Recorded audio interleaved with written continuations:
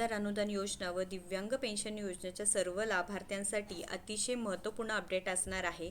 नवीन शासन निर्णय आला आहे, ज्यामध्ये संपूर्णपणे नियमात काही बदल करण्यात आला आहे। पुढील हप्ते तुमच्या खात्यामध्ये जमा होण्यासाठी नक्कीच हे मदत होणार आहे, कारण लक्षात घ्या लाभार्थ्यांनो, नवीन GR मध्ये स्पष्टपणे सांगण्यात आलेलं आहे की नियमांमध्ये सुधारणा करण्यात आलेल्या आहे व ही सर्व कागदपत्रांची लिस्ट देण्यात आलेली आहे, जे तुम्हाला लागणारच आहे। आता हे नवीन नियम आहे ते सक्तीच असणार आहे, त्यामुळे व्हिडिओ शेवटपर्यंत पाहायचा आहे।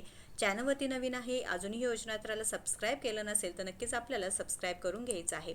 तर विशेष सहाय्य योजनेच्या निकषात सुधारणा करण्याबाबत हा शासन निर्णय आला आहे। तर सामाजिक न्याय व विशेष सहाय्य विभागाकडून हा शासन निर्णय आला आहे बघा।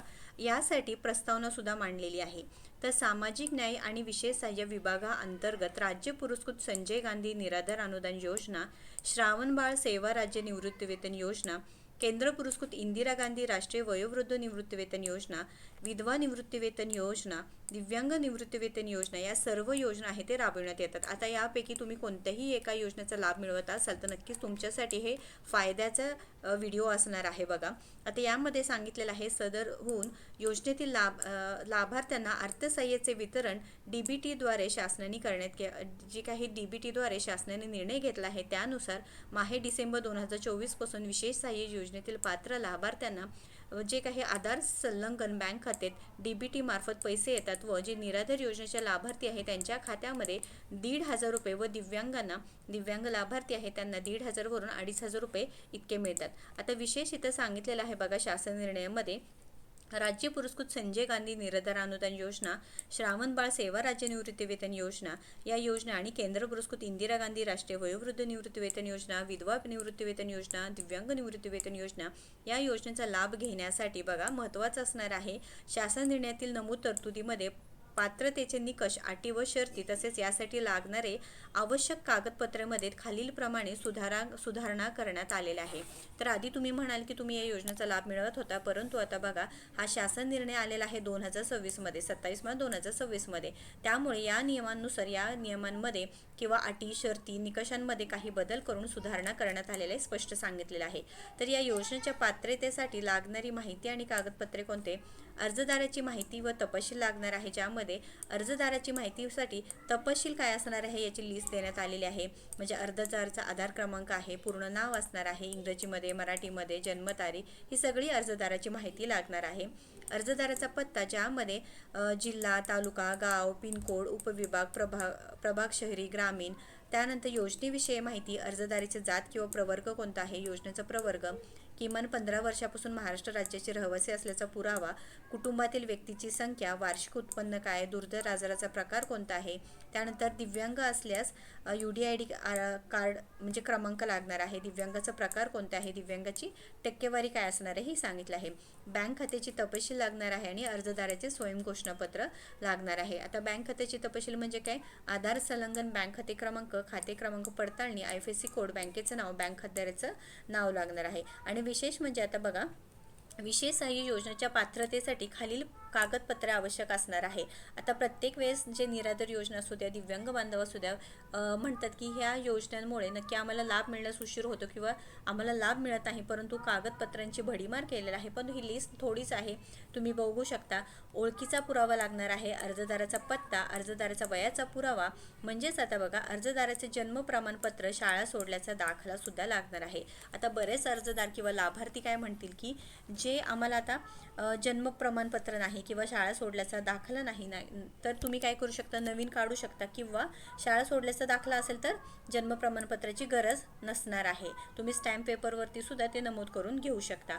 अर्जदाराचा उत्पन्नाचा पुरावा लागणार आहे, अर्जदाराचा पत्ता, आधार कार्ड व्यतिरिक्त पात्रतेबाबत हे सर्व पुरावे लागणार आहेत बघा, लक्षात घ्या। जे दिव्यांग असेल तर UDID कार्ड, पतीचे मृत्यू प्रमाणपत्र म्हणजेच विधवा महिलांबाबत आहे, घटस्फोटाचा पुरावा न्यायालयीन लागणार आहे, अनाथ प्रमाणपत्र ग्राम महसूल अधिकारी व ग्रामसेवक यांची संयुक्त स्वाक्षरी लागणार आहे। अशा प्रकारे काय की प्रत्येकाचे पात्रतेबाबत पुरावे लागणार आहे। आणि आता विशेष इथं काय सांगितलेलं आहे बघा, विशेष सहाय्य योजनेतील पात्र लाभार्थ्यांना अर्थसहाय्याचे वितरण थेट त्यांच्या आधार संलग्न बँक खाते DBT मार्फत जमा करण्यात येत आहे। तर ग्राम महसूल अधिकारी यांना अर्जदाराच्या घरी समक्ष भेट घेऊन योजनेसाठी केलेल्या कागदपत्रांची तसेच एकत्रित कुटुंबातील सदस्यांची वार्षिक उत्पन्नाची पडताळणी करून लोकेशनसह फोटो पोर्टलवर अद्ययावत करावेत. आता बघा इथे कोणतेही बोगस लाभार्थी आहे पूर्णपणे त्यांना काय केलं जाणार आहे, या योजनेचा लाभातून काढलं जाणार आहे. बोगस लाभार्थी आहे त्यांच्यावरती कारवाई होणार आहे. त्यामुळे ह्या योजनेचा लाभ फक्त जे खरे लाभार्थी आहे किंवा ज्यांना गरज आहे त्यांनाच पैसे मिळणार आहे. तर सदरहून योजनेअंतर्गत पात्र लाभार्थ्यांची अंतिम निवड करून पोर्टलवर माहिती अद्ययावत करण्याची जबाबदारी संबंधित नायब तहसीलदार किंवा तहसीलदार यांची राहील. तथापि योजनेसाठी पात्र असल्यानंतर आधार अद्ययावत करणे, आधार कार्ड बँक खात्याशी संलग्न करणे इत्यादी जबाबदारी संबंधित लाभार्थ्यांवर निश्चित करण्यात येत आहे. तर हे तुमचं काम असणार आहे. जे लाभार्थी आहे आधार कार्ड व बँक यांच्याशी संबंधित कारणांनी लाभार्थ्यांना अर्थसहाय्य न मिळाल्यास त्यांची पूर्णपणे जबाबदारी संबंधित लाभार्थ्यांची राहणार आहे. आता बघा आधार कार्ड आणि बँक यांच्याशी संबंधित म्हणजे तुम्हाला काय करायचं आहे, लिंकिंग करून घ्यायचं आहे. तुम्ही जर नाही केलं तर तुमचे पैसे तुम्हाला मिळणार नाही एका साध्या भाषेत. आता त्यानंतर काय, शासकीय निमशासकीय स्थानिक स्वराज्य संस्था किंवा इतर संस्थेमार्फत मासिक त्रैमासिक माही लाभ घेत असलेल्या व्यक्ती तसेच टेम्पररी स्वरूपात बघा तात्पुरत्या स्वरूपात दिव्यांग असलेले व्यक्ती विशेष सहाय्य योजनेसाठी पात्र असणार नाही. हा सुद्धा एक नवीन नियम इथे ॲड केलेला आहे. दिव्यांग लाभार्थ्यांना विशेष योजनेचा लाभ मिळवण्यासाठी युनिक डिसेबिलिटी म्हणजेच UDID कार्ड अनिवार्य असणार आहे. सदर लाभार्थी असूनही योजनेचे अर्थसहाय्य मिळण्यापासून वंचित राहिल्यास त्याबाबत संपूर्ण जबाबदारी संबंधित नायब तहसीलदार यांची राहणार असल्याचे सांगितलेले आहे. या योजनेसंदर्भात तुम्हाला काही प्रॉब्लेम असू द्या कमेंट बॉक्समध्ये विचारायचं आहे. राज्य पुरस्कृत संजय गांधी निराधार अनुदान योजना, श्रावण बाळ सेवा राज्य निवृत्तीवेतन योजना, केंद्र पुरस्कृत इंदिरा गांधी राष्ट्रीय वयोवृद्ध निवृत्तीवेतन योजना, विधवा निवृत्तीवेतन योजना, दिव्यांग निवृत्तीवेतन योजना या योजनेच्या उर्वरित पात्रतेसाठी निकष, अटी, शर्ती 1 ते 5 येथील शासन निर्णयाप्रमाणे राहतील. तर हे पूर्णपणे तुम्हाला नियम आहे ते पाळावे लागणार आहे.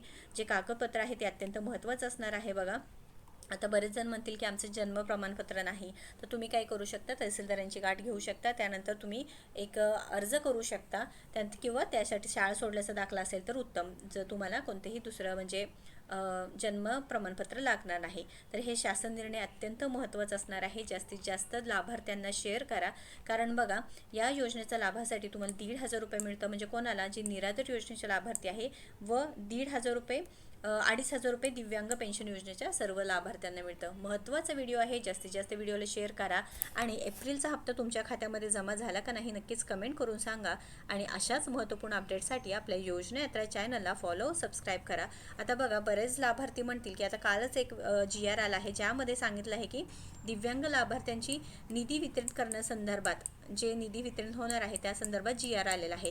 ते पैसेसुद्धा तुमच्या खात्यामध्ये लवकरच जमा होणार आहे. त्यामुळे टेन्शन घेऊ नका. नाहीतर तुम्हाला असं वाटेल की सामाजिक न्याय व विशेष सहाय्य विभाग आणि दिव्यांग लाभार्थ्यांची जी योजनाचे विभाग आहे आता वेगवेगळे झालेले आहेत. मग दिव्यांग लाभार्थ्यांकडे कोण लक्ष देणार का नाही.